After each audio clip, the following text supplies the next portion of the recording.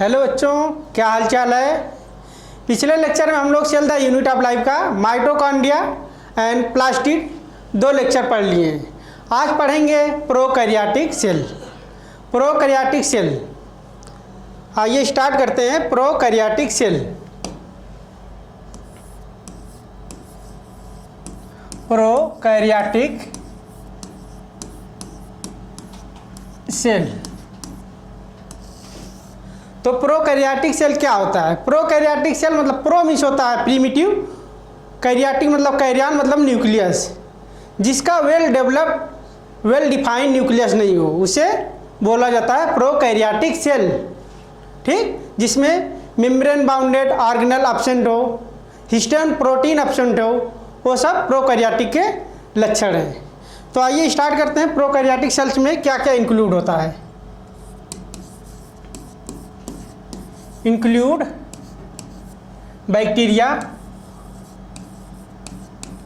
एक तो बैक्टीरिया आएगा प्रोकैरियोटिक सेल के अंदर, blue green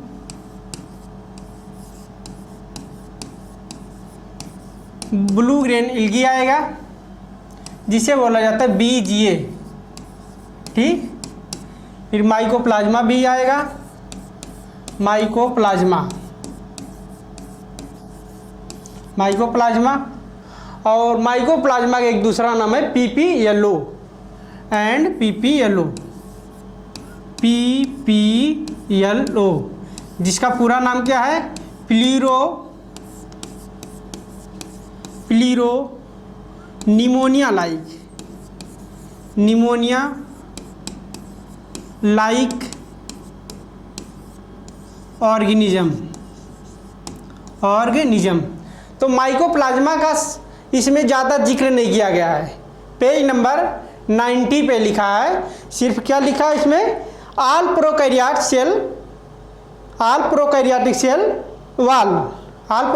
cell wall surrounded by the cell membrane except mycoplasma. Page number 90 पे लिखा है। और जो हम लोग विस्तार से जहाँ पढ़ेंगे बायोलॉजिकल क्लासिफिकेशन में पढ़ेंगे, पेज नंबर 14 पर माइकोप्लाज्मा के बारे में वहाँ पे दिया है। माइकोप्लाज्मा विदाउट सेल वाल होती है, जिसके पास सेल वाल नहीं होती है। ठीक, स्मॉलेस्ट लिविंग ऑर्गेनिज्म है माइकोप्लाज्मा। और एक सबसे अच्छी बात है, इसे बोला जाता है जोकर्स ऑफ प्लांट किंगडम। इसमें सेल वाल होती नहीं है, तो इसका कोई शेप नहीं होता है, अपना शेप बदलता रहता है, इसीलिए इसे बोल दिया गया है जोकर्स ऑफ प्लांट किंगडम। ठीक, माइकोप्लाज्मा काज करता है बीमारी प्लांट में भी एनिमल में भी। माइकोप्लाज्मा के बारे में बायोलॉजिकल क्लासिफिकेशन पेज नंबर 14 पर आप लोग पढ़ेंगे। बस यहाँ इतना लिखा गया है, all prokaryotic cells found in cell wall surrounding the cell membrane except mycoplasma. तो आइए स्टार्ट करते हैं। तो इसमें क्या क्या आता है? बैक्टीरिया आता है आपका, एक BGA आता है, एक माइकोप्लाज्मा आता है, एक PP yellow pleuro pneumonia like organism आता है। ठीक, दे आर स्मॉलर, ये तो होते हैं साइज में स्मॉल होते हैं, लेकिन मल्टीप्लाई जो करते हैं, ग्रोथ करते हैं यूकैरियोटिक सेल से तेजी से करते हैं। दे आर स्मॉलर मतलब कि ये they are smaller and multiply more rapidly. NCERT में लाइन लिखी है, more rapidly than eukaryotic cell.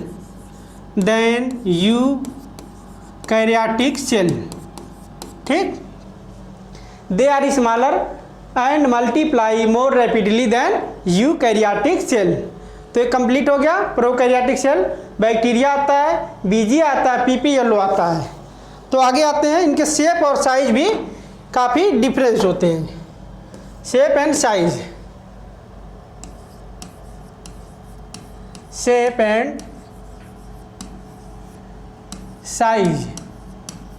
Are also variable.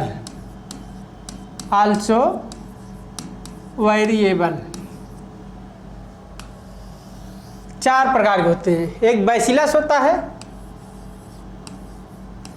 Bacillus जिसका शेप कैसा होता है, रॉड शेप। कैसा होता है, रॉड शेप होता है। फिर एक कोकस होता है, कोकस, जिसका शेप होता है स्फेरिकल। कैसा होता है, स्फेरिकल होता है। फिर तीसरा होता है विब्रियो शेप, विब्रियो, इसका शेप कॉमा शेप होता है, कॉमा शेप। फिर एक होता है जिसको बोला जाता है स्पाइरुलम, स्पाइरुलम, इसका शेप कैसा होता है, स्पाइरल शेप होता है। कैसा होता है बच्चों, स्पाइरल शेप। तो इसका फिगर भी बना लेते हैं, स्पाइरल शेप। बैसिलस कैसा होता है बच्चों, रॉड शेप होता है। मान लीजिए ये रॉड है, ये रॉड शेप होती है बैसिलस, ठीक। और कोकस स्फेरिकल, स्फेरिकल कैसा हो गया, मतलब कि गोलाकार, जिसे कैसा है, कोकस स्फेरिकल है। फिर कामा शेप, विब्रियो कैसा है, कॉमा शेप, एक कॉमा शेप है, ठीक, एक कॉमा शेप है। और इस स्पाइरुलम स्पाइरल शेप है, ऐसे होता है, स्पाइरल शेप होता है, ठीक। बैसिलस रॉड शेप हो गया, कोकस स्फेरिकल हो गया, विब्रियो कॉमा शेप हो गया, स्पाइरुलम स्पाइरल शेप हो गया। ये 4 प्रकार के शेप एनसीईआरटी में दिया है। तो आगे बढ़ते हैं, बैक्टीरिया का शेप बना के इसको एक बार स्टेप बाय स्टेप समझते हैं। एक बैक्टीरिया का शेप बनाते हैं। ये बैक्टीरिया का सेल वॉल हो गया, बैक्टीरिया का सेल वॉल हो गया।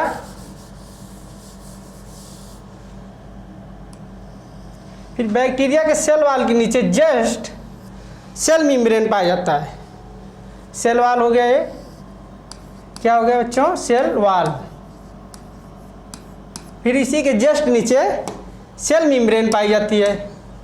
क्या पाई जाती है, सेल मेम्ब्रेन, इसी के जस्ट नीचे, जिसमें स्टिंक्शन होके 2 मेम्ब्रेन बनाती है, 2 स्ट्रक्चर। एक क्या बनाती है, एक हो गया मीजोसोम, एक क्रोमैटोफोर। स्टिंक्शन ऑफ सेल मेम्ब्रेन, ये क्या हो गई, सेल मेम्ब्रेन, सेल मेम्ब्रेन हो गया, सेल मेम्ब्रेन। फिर आउटर एक जो कवर एडिशनल लेयर होती है, इसको बोला जाता है ग्लाइकोकैलिक्स। क्या बोला जाता है बच्चों, ग्लाइकोकैलिक्स बोला जाता है। एडिशनल लेयर होती है सभी बैक्टीरिया में, इसको क्या बोला जाता है, ग्लाइकोकैलिक्स बोला जाता है। ये ग्लाइकोकैलिक्स हो गया, ग्लाइकोकैलिक्स, ठीक। ये तीनों मेम्ब्रेन को मिला के बोल दिया जाता है सेल इन्वेलप। क्या बोला जाता है बच्चों, सेल इन्वेलप, ठीक, सेल इन्वेलप।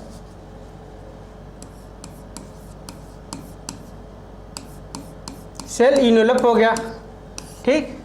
फिर इसके अंदर क्या पाया जाता है, इसके अंदर एक डबल स्टैंडर्ड डीएनए पाया जाता है। सर्कुलर होता है, नेक्ड होता है। ये क्या हो गया बच्चों, डबल स्टैंडर्ड डीएनए हो गया। कैसा, डबल स्टैंडर्ड डीएनए हो गया। फिर इसी के अंदर प्लाज्मिड पाया जाता है। प्लाज्मिड क्या होता है, एक्स्ट्रा क्रोमोसोमल डीएनए। ये क्या हो गया, प्लाज्मिड, प्लाज्मिड, ठीक। फिर इसी के अंदर राइबोसोम पाया जाता है। राइबोसोम कैसा पाया जाएगा, पिछले लेक्चर में बताए थे, 70S पाया जाता है राइबोसोम।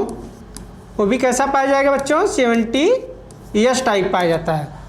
एक माइटोकॉन्ड्रिया में 70S पाया जाएगा, एक क्लोरोप्लास्ट में 70S पाया जाएगा, एक बैक्टीरिया में पाया जाएगा। फिर इसी के जस्ट नीचे पाया जाता है इंक्लूजन बॉडी, जो रिजर्व मटेरियल इन प्रोकैरियोट्स। क्या पाया जाएगा बच्चों, ये इंक्लूजन बॉडी है, इंक्लूजन बॉडी हो गई, ठीक। अब क्या पाया जाएगा, ये मीजोसोम हो गई, एक क्या हो गया मीजोसोम। ये स्ट्रक्चर क्या हो गया मीजोसोम, सेल मेम्ब्रेन के एक्सटिंक्शन से धंसने के कारण बनी है, मीजोसोम हो गया। फिर ये क्या हो गया क्रोमैटोफोर, जिसमें पिगमेंट पाया जाता है,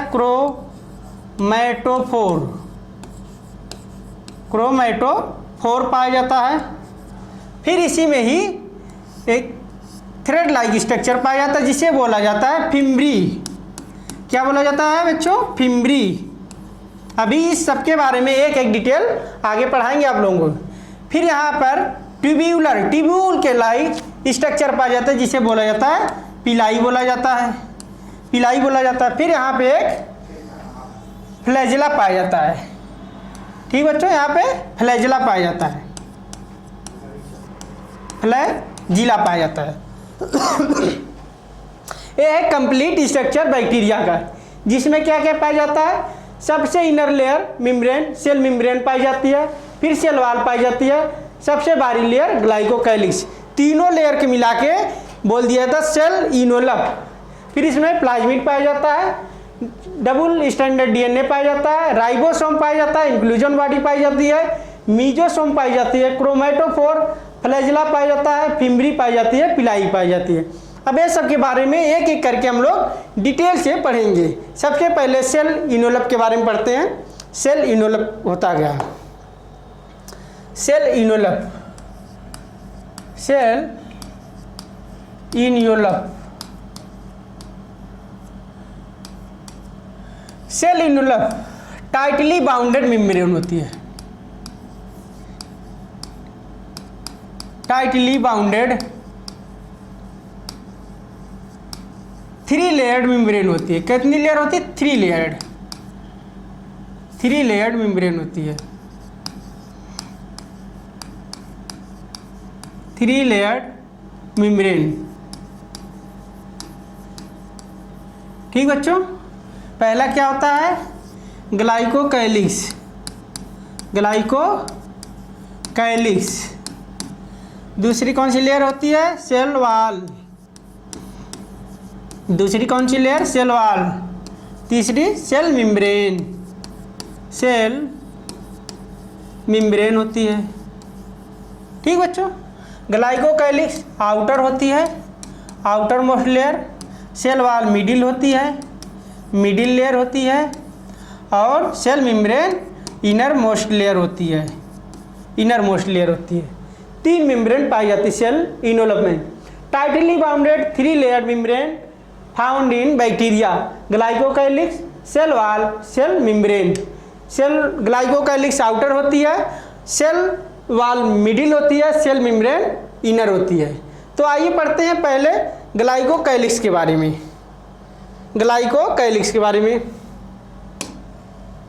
पहली लेयर कौन सी है? Glycocalyx, glycocalyx. ग्लाइकोकैलिक्स क्या है? आउटर मोस्ट लेयर, आउटर कैसी लेयर है? आउटर मोस्ट लेयर है, आउटर मोस्ट लेयर है। सबसे बाहरी लेयर को ग्लाइकोकैलिक्स बोला जाता है। ठीक, आउटर मोस्ट लेयर है। और इसके 2 भाग होते हैं, ग्लाइकोकैलिक्स के 2 भाग होते हैं। कौन कौन से होते हैं? पढ़ते हैं। ग्लाइकोकैलिक्स से 2 भाग होते हैं। ठीक, मान लीजिए एक सेल वॉल है और ये भी एक सेल वॉल है। ठीक, ये भी एक सेल वॉल है, ये भी एक सेल वॉल है। ठीक बच्चों, तो इसके जो ऊपर लेयर पाई जाती है, इसके ऊपर जो लेयर पाई जाती है वो ऐसी पाई जाती है, लूज एंड शीथ पाई जाती है। और इस मेम्ब्रेन के ऊपर जो लेयर पाई जाती है थिक पाई जाती है। कैसी पाई जाती है बच्चों? थिक पाई जाती है, ये थिक लेयर पाई जाती है। ठीक, तो ये लेयर कैसी हो गई? लूज हो गई, ये लूज हो गई, लूज है शीथ, शीथ। ठीक, इसे क्या बोला जाता है? Slime layer. स्लाइम लेयर बोला जाता है बच्चों, इस लेयर को स्लाइम लेयर। और दूसरी लेयर कैसी होती है? ये थिक होती है। कैसी लेयर होती है बच्चों? थिक होती है एंड टफ होती है। इसे क्या बोल दिया जाता है? कैप्सूल। क्या बोल दिया जाता है बच्चों? कैप्सूल बोल दिया जाता है। ठीक, इसको कैप्सूल बोल दिया जाता है। जो पहली लेयर होती है ग्लाइकोकाइलिस की, वो लूज होती है। ग्लाइकोकाइलिस की लेयर, पहली लेयर देखिए लूज है कि नहीं? लूज है एंड सीथ लेयर है, सीथिंग जैसी है। इसे बोल दिया जाता है स्लाइम लेयर। और दूसरी लेयर जो है, ये तो मान ली पहली भी अंदर की लेयर इसकी पतली है, बाहर की लेयर थिक है, इसीलिए थिक एंड टच, जिसे कैप्सूल हो गया। ठीक, आगे बढ़ते हैं। आगे सेल वाल। ग्लाइकोकाइलिस के बाद हमने क्या लिखा है बच्चों? दूसरी लेयर सेल वाल के बारे में पढ़ते हैं। सेल वाल, दूसरी लेयर है सेल वाल आपकी। सेल वाल, सेल वाल एक पिंजरे की तरह काम करती है, सपोर्ट का काम करता है। तो सेल वाल क्या है? Determining the shape of the cell. Determining the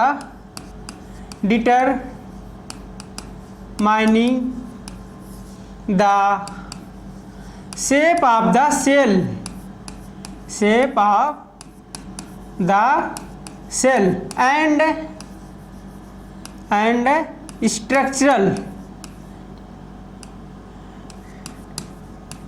structural support. ठीक, सेल वाल क्या करती है? एक तो डिटरमाइन करती है शेप ऑफ द सेल को एंड स्ट्रक्चरल सपोर्ट भी देती है। और दूसरा काम क्या है इसका? है प्रिवेंट। दूसरा काम क्या है? प्रिवेंट। दूसरा काम क्या है? प्रिवेंट द बैक्टीरियम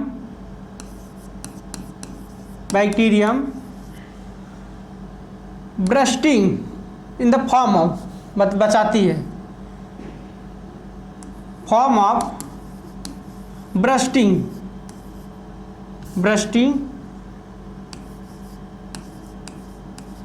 मीन्स क्या होता है? फटना होता है। ठीक, bursting and collapsing. Collapsing means क्या होता है? ब्रस्टिंग मीन्स फटना होता है, कोलैप्सिंग मीन्स मतलब दब के सिकुड़ के छोटी हो जाएगी। कोलैप्सिंग दोनों से सेल वाल क्या करता है? Prevent the bacterium from bursting and collapsing. Cell wall का ये काम है। तीसरी लेयर क्या है? Cell membrane. तीसरी लेयर सेल मेम्ब्रेन है। सेल मेम्ब्रेन, सेल मेम्ब्रेन के बारे में पढ़ते हैं। सेल मेम्ब्रेन क्या है? इनर मोस्ट लेयर है बच्चों। कैसी लेयर है? इनर मोस्ट लेयर है, सबसे अंदर की लेयर है।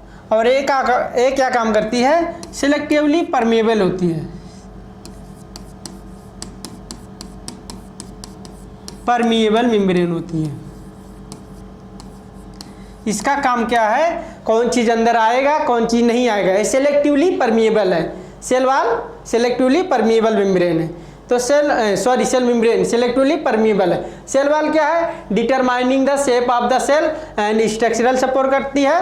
Prevent the bacterium from bursting and collapsing. आगे बढ़ते हैं। ये तो 3 लेयर हम लोग पढ़ लिए। क्या क्या? ग्लाइकोकाइलिस में 3 लेयर आती है। सेल इन्वेलप में देखिए पीछे, सेल इन्वेलप में 3 लेयर आती है। एक ग्लाइकोकाइलिस, एक सेल वाल, तीसरी सेल मेम्ब्रेन। पहली क्या है? ग्लाइकोकाइलिस को 2 भागों में डिवाइड किया गया है। लूज शीट लेयर होती है, उसे बोला जाता है स्लाइम लेयर। एक थिक एंड टच होती है, टफ होती है, उसे कैप्सूल बोला जाता है। दूसरी जो होती है cell wall determining the shape of the cell and structural support, prevent the bacterium from bursting and collapsing. तीसरी मेम्ब्रेन है cell membrane, innermost layer होती है एंड सिलेक्टिवली परमिएबल होती है। ठीक, आगे बढ़ते हैं बच्चों। सेल मेम्ब्रेन से ही 2 स्ट्रक्चर बनते हैं। सेल मेम्ब्रेन से ही 2 स्ट्रक्चर बनते हैं, फॉर्म होते हैं। सेल मेम्ब्रेन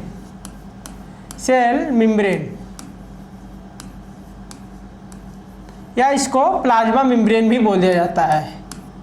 प्लाज्मा मेम्ब्रेन से 2 लेयर बनती है, 2 लेयर फॉर्म होती है, 2 स्ट्रक्चर, जिसे बोला जाता है पहले स्ट्रक्चर को मीजोसोम, मीजोसोम, और दूसरा क्या होता है क्रोमैटोफोर, क्रोमैटोफोर बोला जाता है। ठीक, क्रोमैटोफोर। ये फॉर्म कैसे होती है बच्चों? ये फॉर्म होती है formed by extinction of plasma membrane, plasma membrane हमने अभी पीछे स्ट्रक्चर में से बनाया है, प्लाज्मा मेम्ब्रेन या सेल मेम्ब्रेन। ये क्या है? सबसे अंदर की लेयर क्या है? Cell membrane.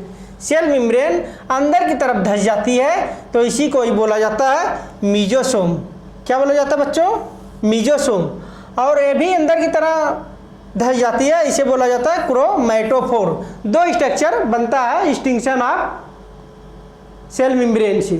तो आते हैं मीजोसोम के बारे में पढ़ते हैं। मीजोसोम, मीजोसोम का मेन काम क्या होता है? ये रिस्पायरेटरी एंजाइम होता है, रिस्पायरेटरी एंजाइम होता है इसके पास, रिस्पायरेटरी एंजाइम। ठीक बच्चों, और इसके पास क्या होता है? इसके पास होता है फोटोसिंथेटिक पिगमेंट, फोटोसिंथेटिक पिगमेंट होता है। ठीक बच्चों, अब इसको देखते हैं। इसका बहुत बढ़िया से एक प्यारी सी ट्रिक है, CDRS, CDRS इंक्रीज। ठीक, बहुत प्यारी सी निमोनिक्स है, मतलब ट्रिक है, इसे आप लोग याद रखिएगा। सी से क्या हो गया? सी से हो गया सेल फॉर्मेशन, सेल फॉर्मेशन हो गया। ठीक, डी से DNA रिप्लिकेशन हो गया, DNA रिप्लिकेशन हो गया। और आज से रिस्पायरेशन हो गया, रिस्पायरेशन हो गया। एंड यस से सिक्रीशन हो गया, सिक्रीशन हो गया। And increase the surface area, surface area of plasma membrane. Mesosome का इतना काम है, सेल फॉर्मेशन करती है, DNA replication, respiration, secretion, increase the surface area of plasma membrane. और इसका फंक्शन क्या होता है? इसका फंक्शन क्या होता है? फोटोसिंथेसिस, बैक्टीरिया में फोटोसिंथेसिस करवाती है, फोटोसिंथेसिस। ठीक, एक एग्जाम्पल NCERT में दिया है, जो दिया है साइनोबैक्टीरिया, साइनोबैक्टीरिया। ठीक, इतना कंप्लीट हो गया। सेल मेम्ब्रेन में 2 स्ट्रक्चर बनता है, सेल मेम्ब्रेन में 2 स्ट्रक्चर बनता है, form by the extinction of plasma membrane. कैसे बनता है? Form by the extinction of plasma membrane, plasma membrane, plasma membrane. ठीक, प्लाज्मा मेम्ब्रेन। एक होता है मीजोसोम, दूसरा होता है क्रोमैटोफोर। रिस्पायरेटरी एंजाइम मीजोसोम में पाया जाता है, फोटोसिंथेटिक पिगमेंट क्रोमैटोफोर में पाया जाता है। इसका 5 फंक्शन याद रखिएगा, cell formation, cell DNA replication, respiration, secretion, increase the surface area plasma membrane. और इसका क्या काम है? फोटोसिंथेसिस करना, जो एक एग्जाम्पल दिया है साइनोबैक्टीरिया। अब आगे बढ़ते हैं। जो बैक्टीरियल सेल, बैक्टीरिया जो होती है उसमें फ्लैजेला हो भी सकता है, नहीं भी हो सकता है। तो bacterium cell wall, bacteria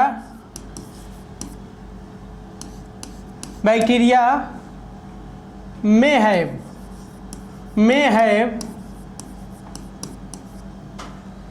have flagella,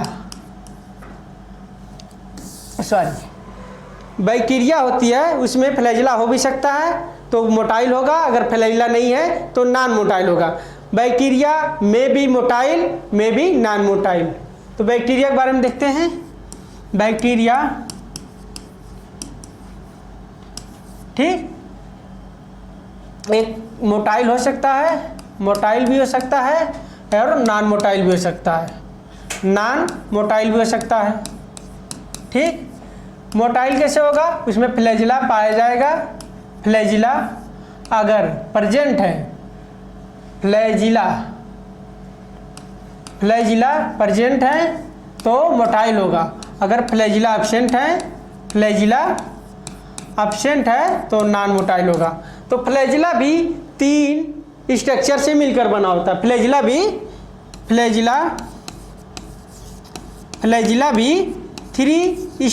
3 type of structure से मिलकर बना होता है, कंपोज होता है। पहला क्या होता है? पहला इसमें होता है, ये मान लिया बेस पे है, ठीक, ये बेस पे है तो इसे बोल दिया जाता है बेसल बॉडी। ठीक, क्या बोल दिया जाता है बच्चों? Basal body. फिर इसके ऊपर एक पाया जाता है ऐसे हुक टाइप पाया जाता है। ठीक, इसे क्या बोल दिया जाता है? हुक बोल दिया जाता है। इसे बोल देंगे हुक बोल देंगे। ठीक, और एक स्ट्रक्चर पाया जाता है इस पे, इसको बोल देंगे फिलामेंट। क्या बोल देंगे बच्चों? फिलामेंट। ये हो गया फिलामेंट हो गया। ठीक बच्चों, फिलामेंट क्या होता है? सब में लॉन्गेस्ट होता है, इस सब में लॉन्गेस्ट होता है। ठीक, बैक्टीरियल सेल मोटाइल भी हो सकती है, नॉन मोटाइल भी हो सकती है। अगर मोटाइल है तो फ्लैजिला पाया जाएगा, अगर नॉन मोटाइल है तो फ्लैजिला नहीं पाएगा। Flagella composed of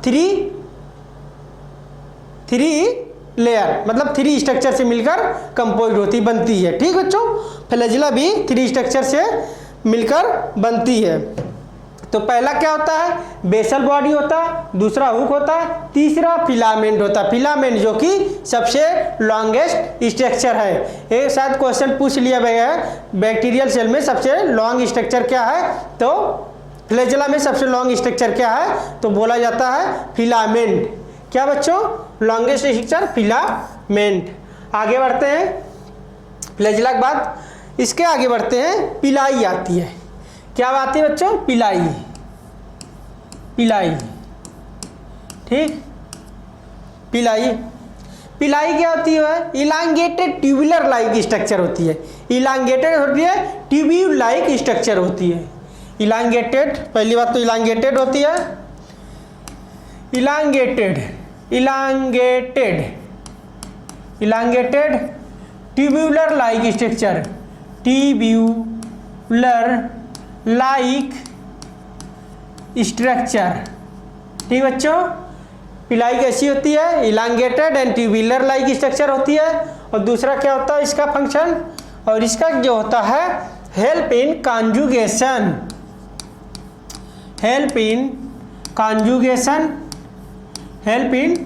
conjugation, A type of reproduction in bacteria. Conjugation भी एक प्रकार का रिप्रोडक्शन की तरह होता है। तीसरा क्या होती है? इसमें एक स्पेशल प्रोटीन पाई जाती है। क्या पाई जाती है? Special protein. लेकिन एनसीईआरटी में प्रोटीन का नाम जिक्र नहीं किया गया है, लेकिन हम बता देते हैं स्पेशल प्रोटीन का नाम पीलिन पाया जाता है। क्या बोला जाता है बच्चों? पीलिन नामक एक स्पेशल प्रोटीन पाई जाती है। फिर इसके बाद लास्ट स्ट्रक्चर इसका पढ़ते हैं फिम्ब्री। क्या बच्चों? फिम्ब्री के बारे में पढ़ते हैं। फिम्ब्री के बारे में पढ़ते हैं बच्चों। फिम्ब्री क्या होती है? Help in attachment. फिम्ब्री का काम क्या होता है? Help in attachment in stream water and host body tissue या होस्ट टिश्यू। ठीक बच्चों, स्ट्रीम वाटर मीन्स क्या होता है, जहाँ झरने होते हैं, मान लीजिए झरनों में बहुत तेज पानी का बहाव होता है, वहाँ पर फिम्बरी क्या करती है, पत्थरों से अटैच एकदम पकड़ी रहती है कि वो बहाव के साथ बह ना जाए। और होस्ट बॉडी टिश्यू मतलब किसी उसको भोजन लेना है तो उसको होस्ट पर चिपक जाएगी, किसके सहारे, फिम्बरी के सहारे। ठीक बच्चों, इतना क्लियर होगा। बैक्टीरियल सेल का पूरा स्ट्रक्चर हमने आपको स्टेप बाय हमने एक्सप्लेन से बता दिया। ठीक, अब आते हैं राइबोसोम के बारे में। राइबोसोम एक स्ट्रक्चर है। राइबोसोम क्या होता है, राइबोसोम, ठीक, ribosome first observed by George Palade, इसीलिए इसे बोला जाता है प्लेडे पार्टिकल। कब किए थे, 1953 में किए थे। इसकी साइज क्या होती है, राइबोसोम की साइज क्या होती है, 15 नैनोमीटर से लेकर 20 नैनोमीटर। ठीक, और इसके बारे में एक ग्रेनुलर स्ट्रक्चर होता है। कैसा होता है, ग्रेनुलर स्ट्रक्चर होता है। ठीक, इंडो मेम्ब्रेन सिस्टम में हम बताएंगे, अगले लेक्चर में पढ़ाएंगे, या उसके बाद ग्रेनुलर स्ट्रक्चर होता है इंडो मेम्ब्रेन सिस्टम पे, उसके बाहरी लेयर पर जिस पे राइबोसोम पाया जाता है उसे बोला जाता है रफ इंडोप्लाज्मिक रेटिकुलम। जिस पे नहीं पाया जाता, एब्सेंट होता है, उसे स्मूथ इंडोप्लाज्मिक रेटिकुलम। ये आगे हम बताएंगे आपको। यहाँ पर याद रखिएगा, एक ग्रेनुलर स्ट्रक्चर होता है। कैसा होता है, ग्रेनुलर स्ट्रक्चर होता है।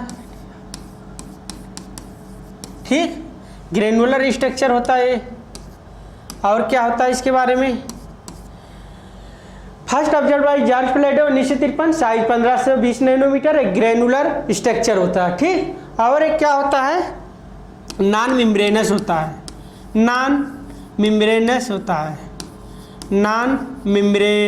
है।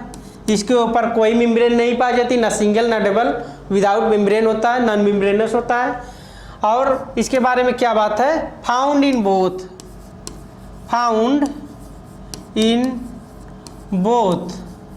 किसमें पाया जाता है, फाउंड इन बोथ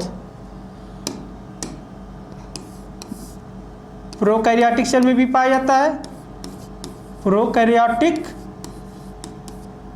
सेल में भी पाया जाता है, और यूकैरियोटिक सेल में भी पाया जाता है, यूकैरियोटिक सेल में भी पाया जाता है। ठीक भाई, प्रोकैरियोटिक सेल में कैसे पाई जाती है, 50s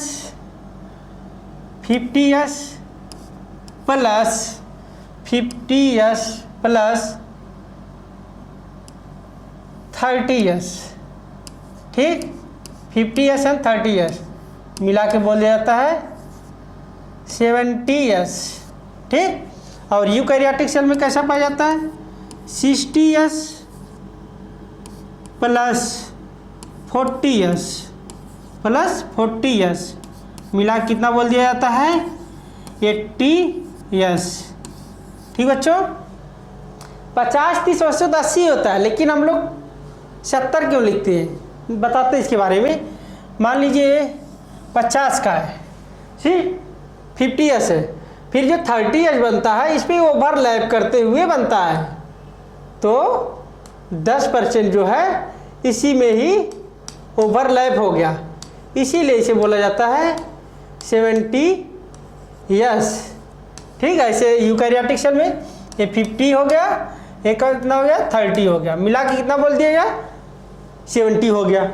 और इसके बारे में यस क्या है, यस यस आपका है शेडवर्ग unit.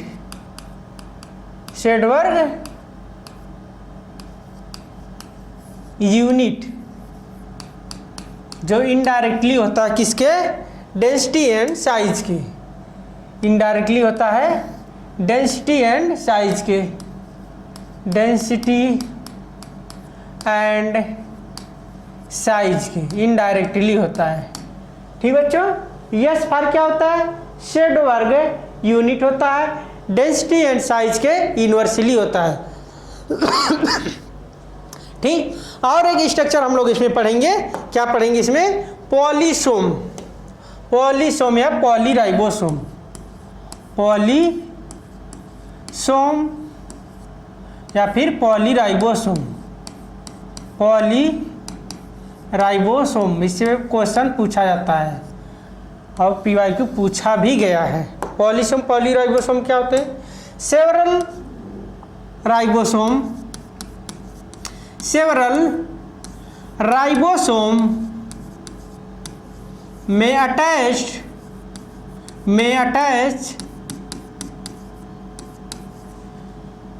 In single mRNA, single mRNA in the form of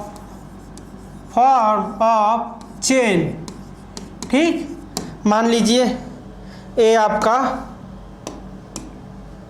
एक mRNA है, क्या है, mRNA है, क्या है ये mRNA, इसी के ऊपर सेवरल राइबोसोम पाए जाते हैं। कैसे पाए जाते हैं बच्चों, सेवरल राइबोसोम, ए राइबोसोम हो गया, ए राइबोसोम हो गया, राइबोसोम राइबोसोम राइबोसोम, और एक क्या है आपका mRNA है, ये क्या बच्चों, mRNA है। ठीक, सिंगल mRNA पे ढेर सारे, मान लीजिए एक mRNA है, इसी पे राइबोसोम एक कड़ी में, चेन में अटैच होते हैं, ए राइबोसोम हो गया, ए राइबोसोम हो गया, ए राइबोसोम हो गया, राइबोसोम राइबोसोम, इसी के बोल दिया जाता है पॉलीसोम या पॉलीराइबोसोम। ठीक, सेवरल राइबोसोम में attached in a single mRNA in the form of chain. ठीक, ये क्या है, राइबोसोम, ये क्या है, राइबोसोम, ये राइबोसोम है, राइबोसोम है। ठीक, ये mRNA, इसी को बोल दिया जाता है पॉलीसोम या पॉलीराइबोसोम। अब लास्ट टॉपिक पे आते हैं, इंक्लूजन बॉडी, इंक्लूजन बॉडी पे आते हैं, inclusion body, inclusion body, inclusion body क्या होता है। ठीक बच्चों, इंक्लूजन बॉडी क्या होता है, इंक्लूजन बॉडी क्या होती है, इंक्लूजन बॉडी के बारे में पढ़ेंगे। रिजर्व मटेरियल इन,